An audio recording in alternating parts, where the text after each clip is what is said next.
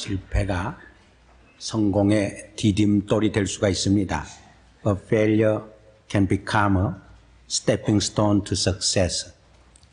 우리가 흔히 말하는 말 중에도 실패는 성공의 어머니다 하는 말을 종종 합니다. 우리 인간에게 있어서 가장 무서운 것은 실패가 아닙니다. 더 무섭고 비참한 것은 그 실패에서 다시 일어설 수 없는 실패인 것입니다. 우리가 어떤 사람의 인격과 사람됨을 측정하고 평가해 보려면 성공한 때보다 그가 실패한 때에 어떻게 그 실패에 대해서 대처하느냐 하는 것을 보면 더 정확히 알 수 있는 것입니다. 오늘 본문은 바로 실패가 성공의 디딤돌이 될 수 있다는 것을 우리에게 가르쳐 줍니다. 베드로가 어떻게 그 실패 밑바닥에서 성공으로 도약했는가 하는 것을 보여주는 중요한 교훈을 담고 있습니다. 베드로는 게네사렛 호숫가에서 밤이 맞도록 고기를 잡았습니다. 그러나 한 마리의 고기도 잡지 못했습니다. 이것은 베드로에게 있어서 예사로운 사건이 아니었습니다. 다른 것은 몰라도 고기 잡는 데는 베드로는 선수였습니다. 전문가였습니다. 박사였습니다. 두 번째 가라고 해도 서러울 정도로 어떻게 고기를 잡는가를 잘 알고 있었습니다. 아마 베드로는 그때 좋은 배를 마련했을 것입니다. 또 최상의 장비와 그물을 준비했을 것입니다.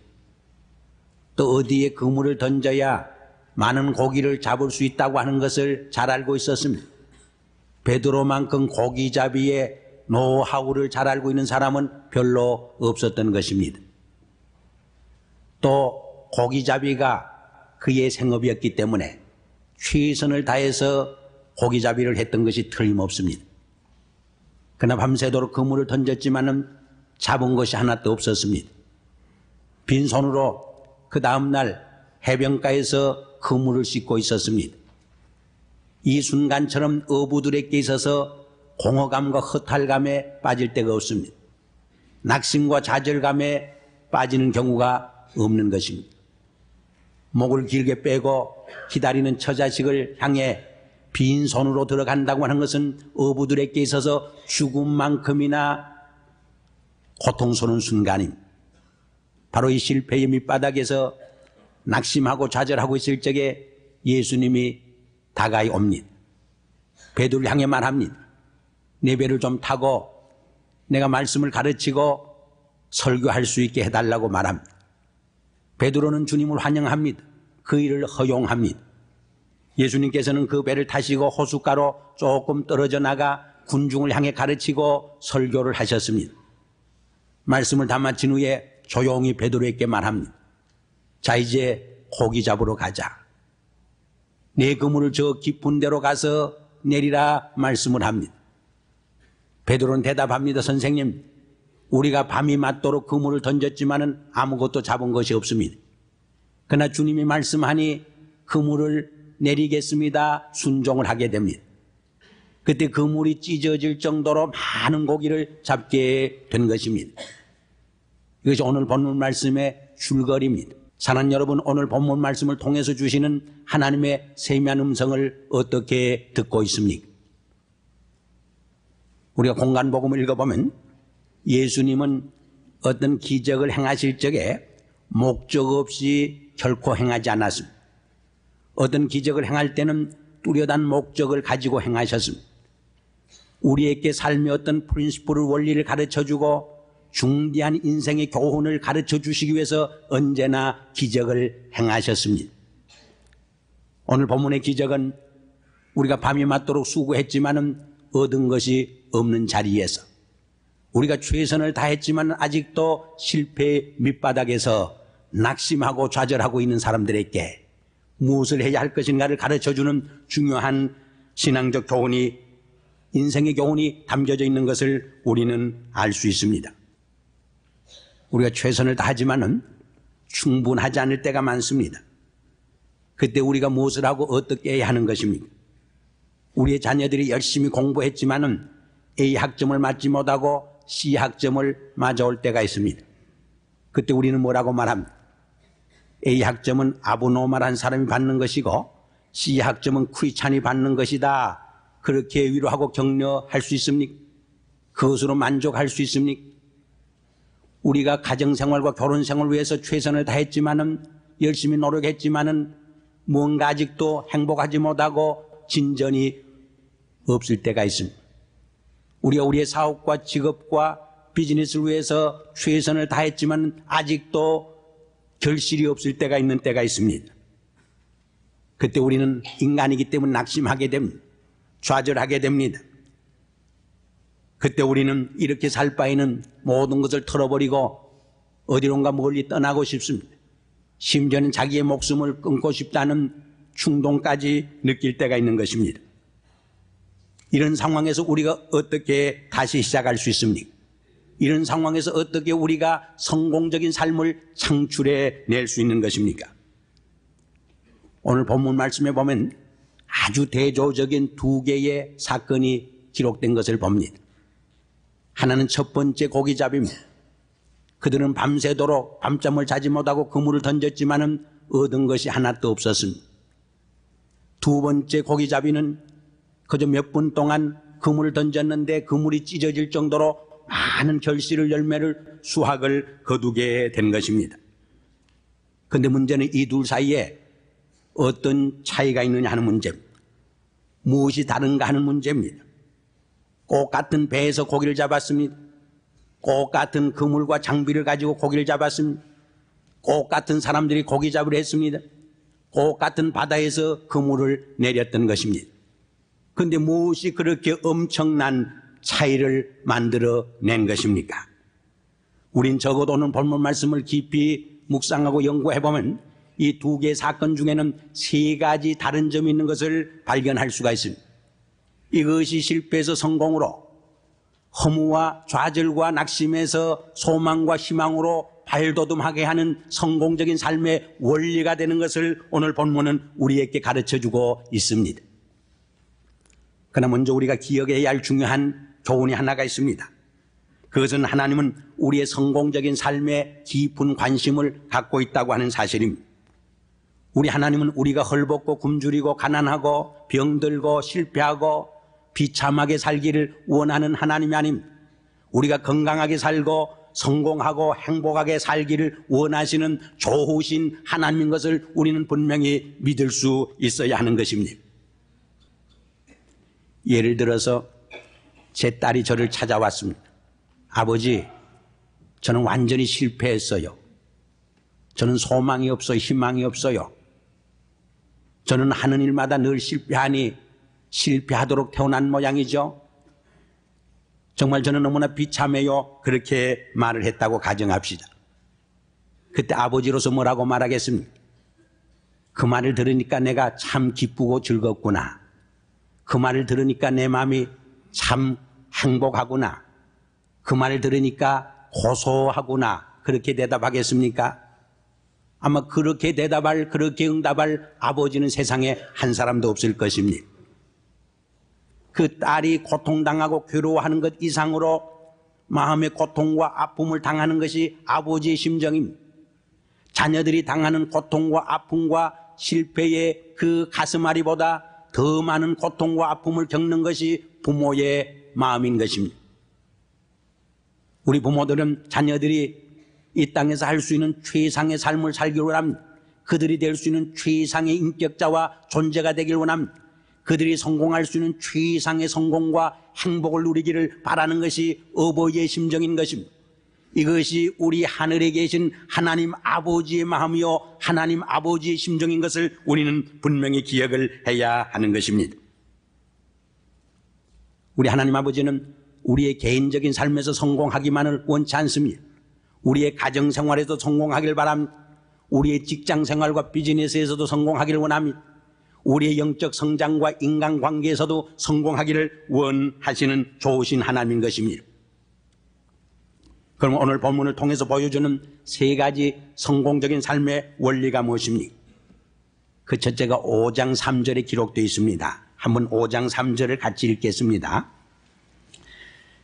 예수께서 한 배에 오르시니 그 배는 시몬의 배라. 육지에서 조금 뛰기를 청하시고 앉으사 배에서 무리를 가르치시더니, 그것은 예수님이 베드로와 함께 배에 계셨다고 하는 점입니다. 이것이 첫 번째 고기잡이와 근본적으로 다른 점이었습니다. 예수 그리스도의 현존이 그렇게 엄청난 차이를 갖다 주었습니다. 제자들이 첫 번째는 제 마음대로 제 욕심대로 고기잡이를 했습니다. 그러나 두 번째 고기잡이에서는 하나님을 모시고 했습니다. 예수 그리스도를 모시고 고기잡이를 한 것입니다. 성공적인 삶의 첫 번째 원리는 하나님이 우리와 함께 현존케 하는 일입니다. 다시 말해서 우리 배 안에 예수 그리스도를 모시는 삶인 것입니다. 이것이 스타팅 포인트입니다. 이것이 출발점인 것입니다. 우리의 삶 속에 예수 그리스도를 모시고 사는 것 이상으로 우리의 삶 속에 큰 영향력을 미치게 하는 것이 없습니다. 예수 그리스도를 모시고 사는 삶처럼 우리의 삶을 성공적으로 풍성한 삶의 열매를 맺게 하는 비결이 없는 것입니다. 이 베드로에게서는 배가 그의 삶의 터전이었습니다. 이 배가 그에게 있어서는 사업체였습니다. 비즈니스였습니다. 아주 중요한 것은 이 베드로가 예수님에게 자기의 비즈니스를 맡겼다는 것입니다. 그 비즈니스 속에 들어오시도록 허용했다는 것입니다. 이 비즈니스를 예수 그리스도의 미니스트리의 플랫폼으로 발판으로 삼도록 허용했다고 하는 것입니다. 우린 종종 나의 사업을 하나님이 어떻게 보시는가, 나의 비즈니스를 예수님이 어떻게 평가하시는가 하는 질문을 던져볼 필요가 있습니다. 우린 종종 거룩한 삶과 세속적인 삶을 분별하려고 합니다. 구별하려고 합니다. 분리시켜 놓으려고 합니다. 그러나 이것은 우리의 사업과 비즈니스를 하나님이 축복하지 못하도록 만드는 이유 중에 하나인 것을 분명히 기억을 해야 합니다. 하나님은 우리가 바치는 모든 것을 축복하십니다. 우리가 우리의 물질을 바칠 적에 하나님께서는 우리의 물질 생활에 축복하십니다. 우리가 우리의 일부를 바칠 적에 하나님은 우리의 일부를 축복하십니다. 우리가 우리의 삶의 전체를 바칠 적에 하나님께서는 우리의 삶의 전체를 축복하십니다. 우리가 영적 생활만 바칠 적에 영적 생활만 축복하십니다. 그러나 우리의 육신 생활을 바치고 가정 생활을 바칠 적에 우리의 육신 생활과 가정 생활을 축복하시는 것입니다. 우리의 사업과 비즈니스를 하나님께 바칠 적에 하나님께서는 그 비즈니스를 축복해 주시는 법입니다. 베드로가 그의 사업을 주님께 바쳤을 적에 처음에는 주님이 그 사업을 이용하시고 사용했지만 이제는 주님이 그 비즈니스를 축복하는 장면을 보게 됩니다. 그러면 예수님은 우리에게 말씀합니다. 먼저 그의 나라와 그 의를 구하라. 그리하면 내가 모든 것을 더하여 주시리라. 이것이 실패해서 성공으로 가는 첫 번째 원리인 것을 우리는 기억할 필요가 있습니다. 두 번째로 베드로는 하나님과 동업을 했습니다. 우리 5장 4절에서 이 두 번째 원리를 읽게 됩니다. 우리 4절 말씀 한번 읽겠습니다. 말씀을 마치시고 시몬에게 이르시되 깊은 데로 가서 그물을 내려 고기를 잡으라. 그들은 고기 잡으러 갈 적에 자기들만 가지 않았습니다. 주님과 함께 갔습니다. 주님의 인도를 따라서 그물을 내리게 된 것입니다. 예수님 말씀에 순종을 하게 된 것입니다. 예수님과 동업을 하고 동력을 하고 동사를 하고 협력을 하게 된 것입니다. 그때 그물이 찢어질 정도로 많은 고기를 잡았습니다. 우리가 어떤 비즈니스 할 적에 부동산 투자를 할 적에 내 욕심으로 하면은 실패하기 쉽습니다. 그러나 하나님과 동업하면 실패하지 않는 것입니다. 여러분, 하나님이 나의 삶을 인도하실 때 결코 실패할 수 없는 것입니다. 에델 워터스라는 분이 유명한 말을 남겼습니다. 하나님은 실패자를 보증서 주지는 않는다 그랬습니다. 무슨 말입니까? 하나님이 동력하시고 동업하시면 반드시 성공하고 승리하게 된다고 하는 말인 것입니다. 그래서 시편 기자도 말합니다. 여호와 하나님께서 함께하지 않으면 집 짓는 자의 수고가 헛되고 파수간의 경성함이 허사로다. 너희가 일찍 일어나고 늦게 누우며 수고의 떡을 먹음이 헛되도다 말씀합니다. 그런데 여기 주목할 만한 말이 있습니다. 베드로의 레스판스가 대단히 훌륭하고 아름다웠습니다. 그는 예수님과 논쟁하지 않았습니다. 주님 잠깐만 기다리세요. 지금 주님이 제게 고기 잡는 데 관해서 말씀하고 있습니까? 고기 잡는 데는 주님보다 내가 낫습니다. 내가 고기 잡는 데는 박사요 선수요 전문가입니다. 나의 잔뼈가 이 호수에서 자랐습니다. 그런데 저보고 이렇게 고기 잡으라고 말하다니요. 그게 말이 됩니까? 악유하지 않았습니다. 그는 속으로 중얼거리지도 않았습니다. 많은 사람들이 일하면서도 속으로 중얼거립니다. 원망하고 불평하면서 합니다. 그는 주저하거나 지체하지도 않았습니다. 변명도 하지 않았습니다. 질문을 던지지도 않았습니다. 그것은 주님 다 해봤어요. 어젯밤에 우리가 여러 번 시도해봤어요. 그러나 아무런 소득이 없었습니다. 그렇게 변명하지도 않았습니다. 핑계나 구실을 대지도 않았습니다. 피곤하다고 짜증을 부리지도 않았습니다. 무조건 순종했습니다. 주님 말씀이 오니 우리가 그물을 내리겠습니다. 순종하고 실천에 옮겼던 것입니다. 그때 그물이 찢어질 정도로 많은 결실을 수확을 거두게 된 것입니다. 그는 주님과 동업할 만한 마음의 준비가 되어 있었습니다. 그러므로 기쁘고 즐거움으로 협력했습니다. 그는 자원하는 마음으로 순종한 것입니다. 주님은 깊은 데로 가서 그물을 내려 고기를 잡으라고 했습니다. 왜 주님은 깊은 데로 가서 그물을 던져 고기를 잡으라고 말했을까요? 거기에 큰 고기들이 있기 때문이라고 생각합니다. 얕은 물가에는 작은 고기들이 있습니다. 피레미들만 있습니다. 깊은 곳으로 가야 큰 고기를 잡을 수가 있습니다. 그런데 많은 사람들이 인생의 얕은 물가에서 허우적거립니다. 왜 그렇습니까? 안전 때문입니다. 깊은 곳에 들어간다는 것은 위험합니다. 모험이 필요합니다. 광풍이 불고 파도가 일어날 수 있습니다. 배가 암초에 걸려서 파산을 당할 수도 있는 것입니다. 그러므로 인생의 얕은 물가에서 안전을 추구할 때가 너무나 많습니다. 그러나 주님께서는 깊은 곳으로 들어가라고 말씀합니다. 믿음으로 모험하라고 말합니다. 믿음으로 모험하는 곳에 기적이 일어나고 창조적인 삶이 일어날 수 있음을 우리에게 말씀하고 있는 것입니다. 마지막 세 번째로 그들은 하나님의 약속을 기다렸습니다. 5장 5절에 보면 그들은 하나님의 약속을 의지하고 행동으로 옮겼습니다. 말하자면 자기들은 밤새껏 실패했지만은 주님의 말씀에 순종하면 반드시 놀라운 역사가 일어나리라는 기대감을 가지고 행동에 옮긴 것을 우리는 충분히 알 수 있습니다. 그들이 다시 고기잡이를 시도했다는 그 자체가 그러한 믿음과 확신을 가지고 기대감을 가지고 순종했던 것을 우리에게 보여주는 이야기인 것입니다. 예수님은 베드로에게 베드로야 내가 이번에는 많은 고기를 잡아줄 테니까 그렇게 하라 말씀하지 않았어요. 그렇게 말씀할 필요도 없었습니다. 그저 단순히 깊은 데로 가서 그물을 던지라 했지만은 베드로는 믿음으로 그 말이 무슨 말을 뜻하는가 하나님께서 나의 삶을 위해서 약속해 주는 세미한 음성을 들을 수 있었던 것입니다. 그러므로 이번에는 자기의 기술이나 자기의 경험을 의지하지 않았습니다. 자기의 실력을 의지하지 않았습니다. 자기의 어떤 인간적인 생각을 의존하지 않았습니다. 모든 인간적인 염려와 근심과 실패의 아픔도 주님께 다 맡기고 정말 용감히 열심히 예수님 말씀 그대로 순종하면서 그물을 깊은 곳에 내리게 된 것입니다. 그때 그물이 찢어질 정도로 많은 고기를 잡게 된 것입니다. 사랑하는 여러분, 우리가 하나님을 모시고 그의 계획을 따라 그와 함께 동력하며 기대감을 가지고 순종할 때 결코 실패할 수 없는 것입니다.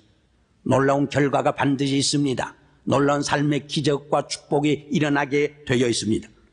물론 실패의 자리에서 이 말씀을 순종한다는 것이 그렇게 쉽지 않은 경우도 없지 않아 있습니다. 우리가 여러 가지 말로 변명하고 여러 가지 구실을 댈 수가 있습니다. 주님, 제 사정을 정말 모르시는군요.